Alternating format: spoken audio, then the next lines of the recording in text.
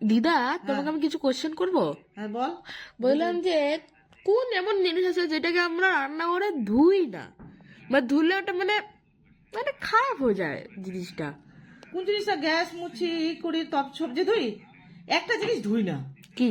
যেটা যে আমরা যে গ্যাস ধরাই আগুন, হ্যাঁ। আগুনটা আমরা কোনোদিন ধুতে পারি? ওটা দিয়ে তো রান্নাই হয়, ওটা কোনোদিনও ধুই না। হ্যাঁ, তো একটা অ্যান্সার পেয়ে গেলাম। আরেকটা কোশ্চেন করবো। হ্যাঁ বল।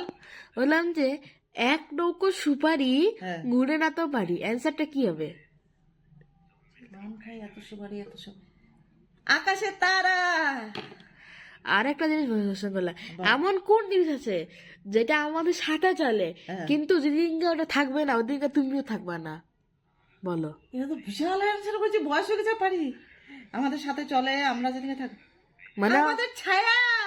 আমাদের যে আমরা হাঁটলে একটা ছায়া, রোদের মধ্যে হাঁটবি দেখবি আমাদের পিছনে পিছনে ছায়া, সেই ছায়াটা আমাদের যে হ্যাঁ, একটা ছায়া চলে, সেই ছায়াটা।